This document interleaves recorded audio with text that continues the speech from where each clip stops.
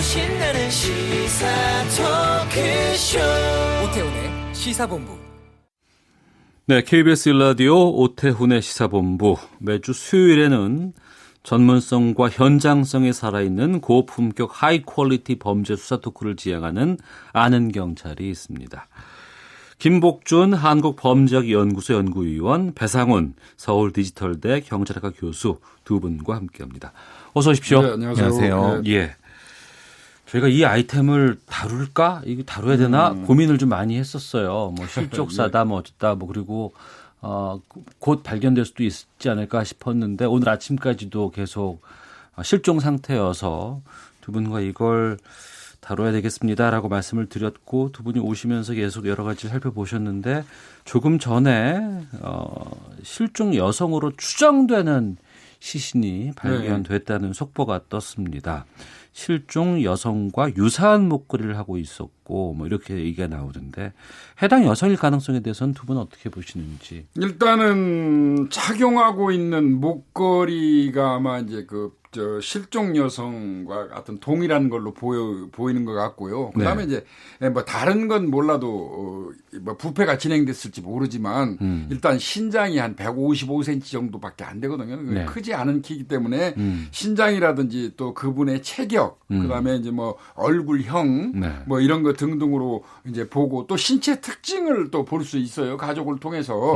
그래서 보면은 뭐 이를테면 무슨 수술 자국이 있다든지, 뭐 임플란트를 했다든지 이런 거 등등으로 이제 가족으로부터 취득한 정보를 취합해 가지고 의관 검사를 하면 일단은 이 여성이 맞는지 안 맞는지 알 수 있을 것 같습니다.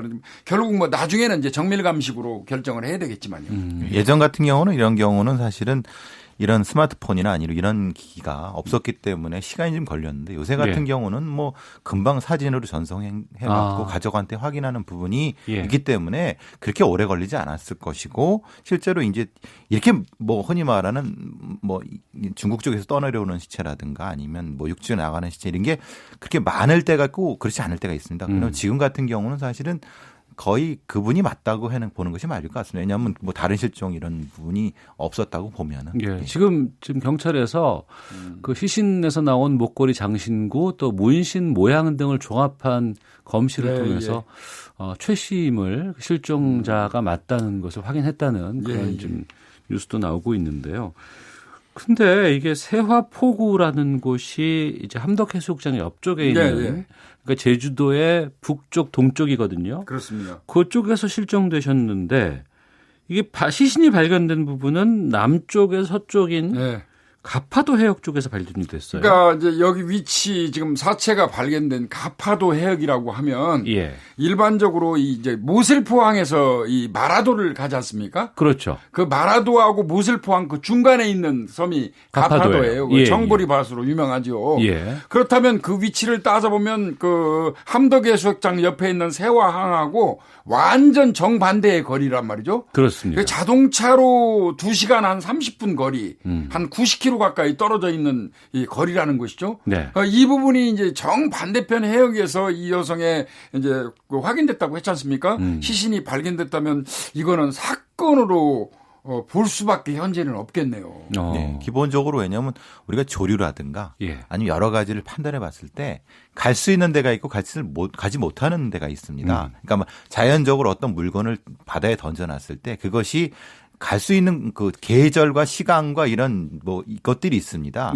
대략적으로 경찰에서도 그런 해양경찰에서 파악해 두고 있는데 이거는 멀어도 너무 멉니다. 완전히 제주도의 끝에서 끝 쪽입니다. 그러면 계절적인 영향이나 아니면 뭐 다행일인지 몰라도 태풍이 요즘 없었지 않습니까?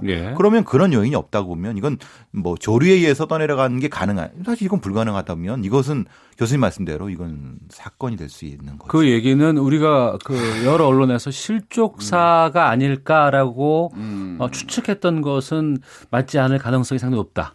예, 우리가 그동안 이제 뭐 조심스럽게 분석은 했지만 세 가지 가능성이 있었어요. 예. 실족사, 그다음에 자살, 예. 그다음에 이제 범죄. 예, 근데 사실상 실족사는 제 입장에서는 처음에 배제를 했었어요. 왜 그러냐면 일반적으로 실족을 하는 사람이라고 하면 이제 자기 실수로 빠진 거 아니겠습니까? 그렇겠죠. 그렇다면 손에 휴대폰이나 카드 같은 건 들고 있었어야지 맞아요. 그리고 빠졌다고 하더라도 휴대폰은 바로 빠진 지점에서 건져내는 게 맞습니다. 예. 그런데 휴대폰하고 카드가 가지런히 공중화장실 옆에 있었다는 얘기는 놓여 있었다 그랬어요. 네, 놓여 있었다는 얘기는 이거는 실족하고는 조금 거리가 멀어 보였고요. 꼭 갖다 붙인다고 하면 자살은 또 타당성이 있어 보였는데 또 자살을 할 만하다고 그러면 또 그만한 이유가 있어야 되기 때문에 그 부분도 좀 애매했었고요. 사실은 뭐 아마 우리 배 교수나 저 같은 경우는 굉장히 조심스럽지만 이 범죄 그 연관성은 사실은 좀 무게를 뒀었던 건 사실입니다. 네. 심리적으로 이제 이게 내향이거든요. 방파제를 넘어서지 않는 내향입니다. 아, 그건 조류가 많이 영향을 미칠 수 없고 또 하나는 이제 말하자면 자살자의 심리부검을 많은 다른 경우에 해본다고 하면은 네. 좀 더 멀리 가거나 아니면은 혼자 무엇인가 생각할 수 있는 그리고 심리적인 변화가 있는 상태에서 그 죽음을 선택할 때 확실한 죽음이라는 선택을 그런 개념을 쓰는데요. 이 내향은 그럴 수 있는 공간이 아닙니다. 예. 그래서 자살자가 자살하는 데를 어떤 선택할 때도 확실한 죽음이라는 방법과 공간을 선택하는 경향이 크거든요. 근데 이 내향은 그럴 수 있는 부분이 사실 많이 없죠. 왜냐하면 주변에 배들도 있고 방파제도 있는 상태에서 사람의 시선도 있는 상태에서 거기서 만약에 투신한다. 이게 가능한가? 라는 생각을 만약에 자살을 연구하는 사람들은 분명히 했을 겁니다. 네. 그래서 이제 물론 이건 뭐 예외도 있을 수 있지만은 그 부분은 좀 그렇지 않나. 근데 이제 문제는 그런 거죠. 그거에 비해서는 시신이 너무 멀리 갔어요. 네. 왜냐하면 우리가 보통 그 내바다 외바다를 기준으로 할 때 0.8마일인가 9마일 기준으로 합니다. 왜냐하면 거기는 뭐냐면 그것을 벗어나면은 바다 바깥으로 아예 나가버리고 무슨 물건이든 그 안쪽이면 파도 때문에 안쪽 들어옵니다. 네. 그러니까 그게 경계선이거든요. 그런데 지금은 1마일 기준으로 해서 발견됐다고 하거든요. 예. 그러면은 그것은 이게 또 애매한 부분입니다.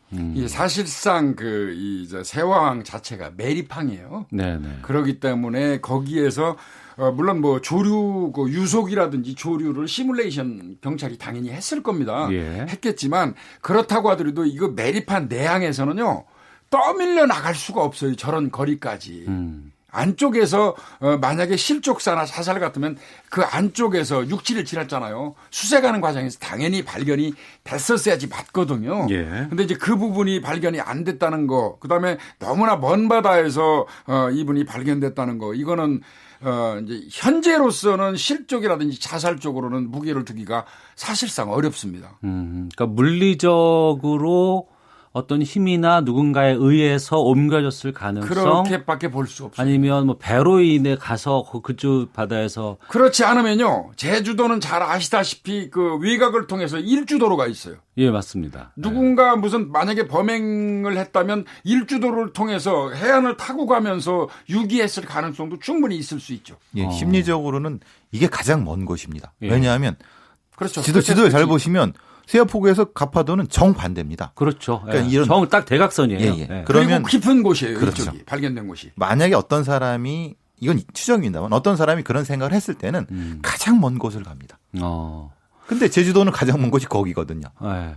지금 갑작스럽게 이제 속보로 저희가 이제 여러 가지 정보들을 파악하고 확인하다 보니까 이제 여러 가지 추정적인 얘기를 드릴 수밖에 없다는 걸 좀 말씀을 드리고요. 다만 이제 시신의 상태를 보면 이것이 언제 바다에 빠졌는지, 어떤 상태로 됐는지, 시간은 얼마나 흘렀는지, 아니면 육지에서 옮겨져서 가는 건지 이런 것들은 부검이나 이런 걸 통해서 확인이 가능하죠. 근데 이제 일단은 그 부패의 진행 정도가 어느 정도인지, 왜 그러냐면 이 부패의 진행 정도에 따라서 가능한 것과 가능하지 못한 것이 있거든요. 다만 분명한 거는 밖에서 살해해가지고 바다에 유기를 했다고 하면 이제 그 기도를 절개하거나 폐를 절개하면 이미 사망한 사람을 이제 그 바다에 유기한다고 그러면 물이 안 나오겠죠. 폐나 기도에서 숨을 쉬지 않았으니까. 그래서 이제 그런 거 정도로 밖에서 살해한 이후에 유기한 건지 뭐 물에 빠져가고 익사한 건지 여부는 판단하는 게 그렇게 어렵지 않을 것 같고요. 그다음에 이제 역시 또 뭐 결국은 부패의 정도 갖고 외관 변형을 따져야 되겠지만 외부 공격, 어떤 상해, 상처 이런 거를 이제 그 판단할 수 있을지 이제 그게 좀 그 관건이죠. 그러니까 떨어졌을 때는 만약에 실족이나 그럴 때는요. 어쨌든 뼈에 금이 가거나 그런 거를 분명히 발견할 수 있습니다. 네. 그러니까 그런 것으로 보면은 어느 부분부터 타격이 있었다. 그러니까 발바닥이나 발 쪽에 뭐 이제 금이 갔다 그러면 이거는 공격이라고 보기는 어렵지 않습니까? 그런데 중간 정도라고 하면은 혹시라도 교통사고 후에 유기 이런 부분이라든가 그러고 머리 쪽에 있는 어떤 둔기 이런 거는 직접 이게 진짜 사건이 되는 거고요. 예. 그런 것들을 자각적으로 분석을 하는데 그러니까 교수님 말씀에 추가를 하면은 이 폐 안쪽에 있는 플랑크톤의 종류를 가지고도 요즘은 그 판별을 합니다. 그러니까 외해 쪽에 있는 어떤 생물 플랑크톤과 내해 쪽에 사는 플랑크톤의 종류가 다를 수 있거든요. 그러니까 그런 것들을 예전에는 불가능했는데 요새는 그걸 또 정밀하게 국가수에서 많은 노력을 해갖고 데이터베이스를 가지고 있습니다. 그러니까 많은 분들이 실족사를 하거나 뭐 그랬다고 한다 그러면 자살을 했다거나 뭐 술을 먹고 뭐 했다거나 뭐 이렇게 된다 그러면은 6일 동안 그렇게 맞습니다. 그 항구에서 왜 이 시신이 발견되지 않을까라는 것들을 했는데 이렇게까지 멀리서 발견했다는 거는 그 부분에 대한 궁금증도 많이 풀린 것 같아요. 그렇죠. 그게 합리적인 의심을 했던 거죠. 여러분들이 원래 그 이제 맹학이 지금 이런 그 더운 때 사람이 물에 빠지면 길어야 3일이에요. 이제 장기 내에 있는 그 장기 내 세균이 번식하면서 가스가 차고 가스가 차면 사람이 부유하게 되거든요. 그래서 적어도 3일 이내는 반드시 뜨도록 돼 있는데 너무 지금 7일째 아닙니까? 오늘까지 엄밀히 얘기하면. 그렇다면 이거는 그 인근에 있는 거는 분명히 아니었던 걸로 볼 수밖에 없는 것이죠. 우리 이제 수색하는 분들이 일일이 다 손으로 더듬고 그렇죠. 저인망으로 다 훑었습니다. 그런데 안 나왔다는 건 사실 없다는 건데 그래도 유족들이 혹시 그 관련된 가족분들이 있기 때문에 더 많은 정성을 해왔고 거기서부터 확대를 했다는 것은 우리 경찰이 많은 노력을 했다는 거죠. 근데 거기서 안 나왔다는 건 사실은 다른 요인 때문에 그렇다고 볼 수 있는 거죠. 예.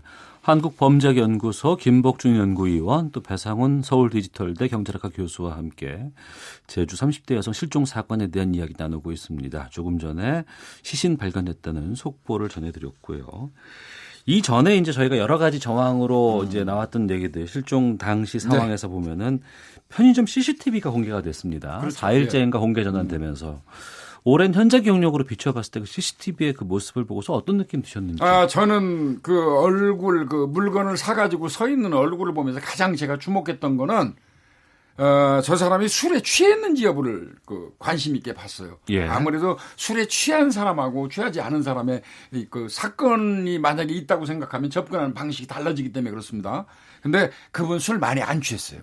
예, 그 눈동자를 그 정밀하게 봐도 그렇고 클로즈업해서 봐도 그렇고 술이 과하지 않았다는 거고 그리고 뭐 어떤 면에서는 어떤 갈등이나 어떤 그 슬픈 어떤 일을 겪은 사람의 얼굴도 아니었습니다.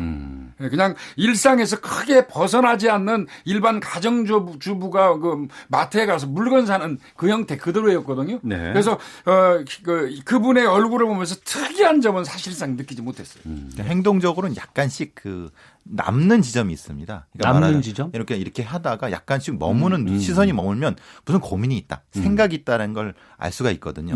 물론 사람에 따라 다르지만, 근데 교수님 말씀하신 대로 그 CCTV 상에는 그런 게 없었거든요. 그러니까 무엇인가 뭐 마음에 부담이 있으면은 하는 행동은 안 나타났다는 것이 그 CCTV 상에 나타나는 부분이거든요. 예. 그 CCTV의 시간이 뭐 한 밤 10시, 11시 이때쯤이었던 것 같고 또 이제 실종 신고가 근데 다음 날 오후 3시? 3시. 예.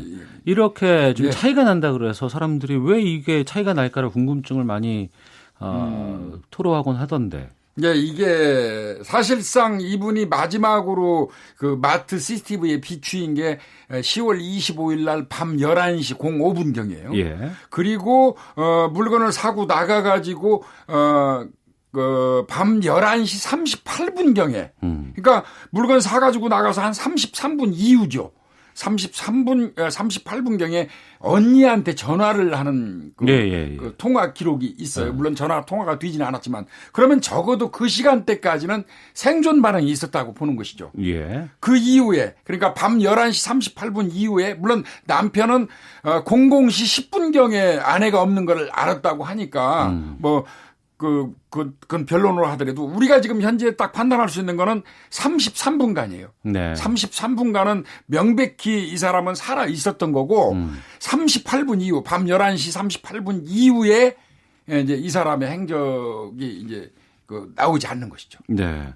그럼 이제 시신이 발견이 됐고 여러 가지 이제 배제할 건 배제하고 이제 해결된 건 또 있어요. 이제 앞으로 수사는 어떤 방향으로 가야 될까요? 어떤 식으로 또 시작이 돼야 될지. 그러니까 이런 변사 사건에 있어서는 각각을 다 배제를 합니다. 예. 그러니까 부검을 하면서 나올 수 있는 여러 가지 증거를 통해서 그리고 네. 정황적인 걸 해갖고 자살 배제하고 사고사 배제하고 그다음에 타살 요인 부분, 타살 관련된 부분에 수사를 집중하되 그 부분에서의 요인, 그 공간적인 위험성.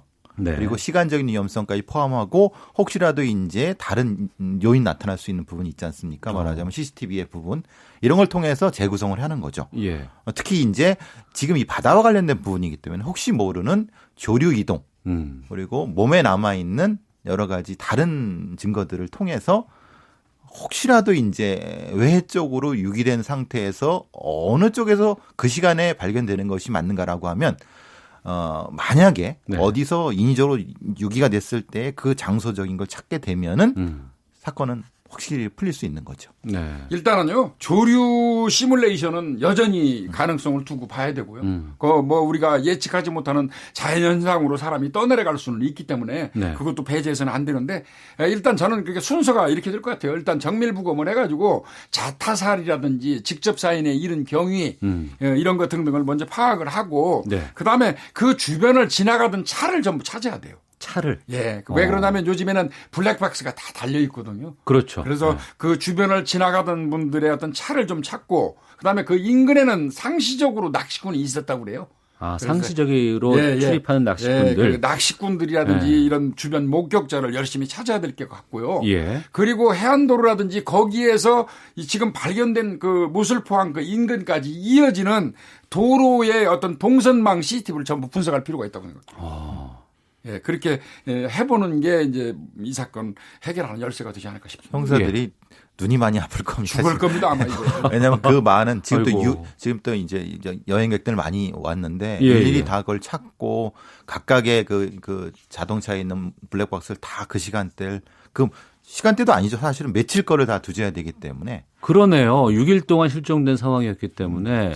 그 시간대 어느 정도 특정해가지고 뒤져야 될 것 같고요. 예. 지금 뭐 보니까 남편의 증언에 의하면 진술에 의하면 예. 본인이 자다 깨게 된 이유도 밤 11시 05분경에 깼는데 예. 그리고 5분 있다가 아내가 없는 걸 알았다고 얘기했잖아요.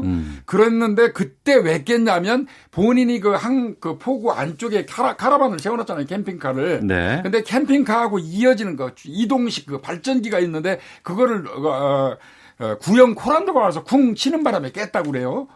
그때 그 쿵 쳤던 그 코란도 운전자가 콧수염이 좀 나 있었고, 예. 그 사람을 목격했고, 그 사람은 그 시간대에 들어왔다면, 이 실종된 여성을 봤을 개연성이 상당히 많은 사람이거든요. 그래서 그분도 좀 신속하게 찾는 데 주력을 해야 될 것 같습니다. 그러니까 7월 25일 밤 10시나 그러니까 11시. 26일 00시 05분경에 26일 00시. 그렇죠. 그 다음 날이죠. 예. 그 전후해 갖고 뭐 1시간 플러스 마이너스. 네. 흰색의 구형 코란도 차량 운전했던 남성 낚시객 찾고 있다고 하니까 혹시 방송을 듣고 계신 분들 중에서도 나 그 당시에 그 수영 뭐 이런 사람 본 것 같은데라고 하시는 분들은 경찰 쪽에다가 또 제보해 주시면 될 것 같습니다. 기본적으로 이런 사건은 실제로 이런 데는 우연은 그렇게 많지 않습니다. 그래요? 분명히 그러니까 어떤 요소들이 분명히 존재합니다. 우리가 못 볼 뿐이지. 그거를 잘 조합하면은 이 사건에 대한 진실을 파헤칠 수 있을 겁니다. 두 분께서 저희 프로에 나와서 말씀해 주시면 꼭 며칠 뒤에 그게 다 해결이 되더라고요. 그랬으면 좋겠습니다. 알겠습니다. 자, 한국범죄연구소 김복준 연구위원, 서울디지털대 배상훈 경찰학과 교수 두 분과 함께 아는 경찰 함께했습니다. 오늘 두 분 말씀 고맙습니다. 네, 고맙습니다.